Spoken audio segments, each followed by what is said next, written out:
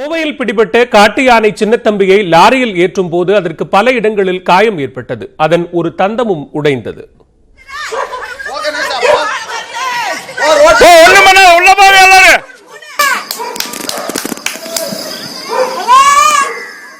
கோவை அடுத்த தடாகம், ஆனைக்கட்டி, பன்னிமடை உள்ளிட்ட பல்வேறு கிராமங்களில் விளைநிலங்களை சேதப்படுத்தி வந்த விநாயகன் என்ற காட்டு யானை கடந்த 18ஆம் தேதி பிடிக்கப்பட்ட நிலையில் அதனுடன் சுற்றித் திரிந்த மற்றொரு யானையான சின்னத்தம்பி இன்று பிடிபட்டது.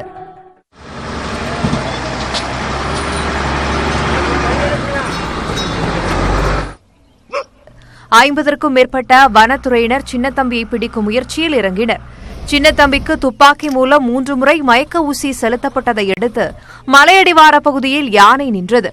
அப்போது காட்டுக்குள் இருந்த பெண் யானையும் அதன் குட்டியும் சின்னத்தம்பி யானையின் அருகிலேயே நீண்ட நேரமாக நின்று கொண்டிருந்ததால் அதனை பிடிப்பதில் சிக்கல் ஏற்பட்டது.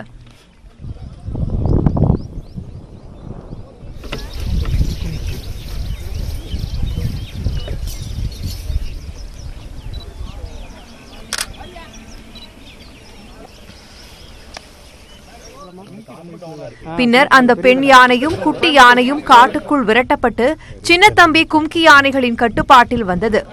மயக்க நிலையில் இருந்த சின்னத்தம்பியின் கழுத்தில் ரேடியோ காலர் பொருத்தப்பட்டது. காட்டு யானை சின்னத்தம்பியை லாரியில் ஏற்றுவதற்காக 2 கும்கி யானைகள் தந்தத்தால் முட்டின. அப்போது அதன் பின்பகுதியில் காயம் ஏற்பட்டு லேசாக இரத்தம் வழிந்தது.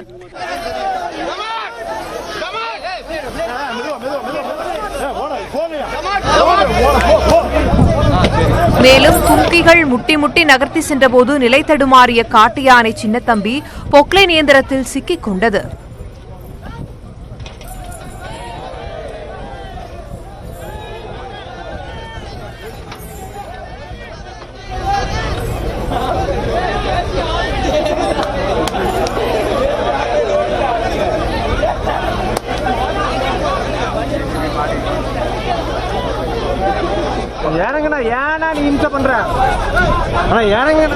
லாரியில் ஏறாமல் முரண்டு பிடித்த சின்னத்தம்பியை கும்கி யானைகள் தந்தத்தால் வேகமாக முட்டி தள்ளியதில் சின்னத்தம்பி லாரியில் முட்டி மோதிக்கொண்டது.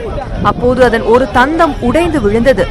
மேலும் அதன் முதுகிலும் காயம் ஏற்பட்டு லேசாக ரத்தம் வெளியேறியது.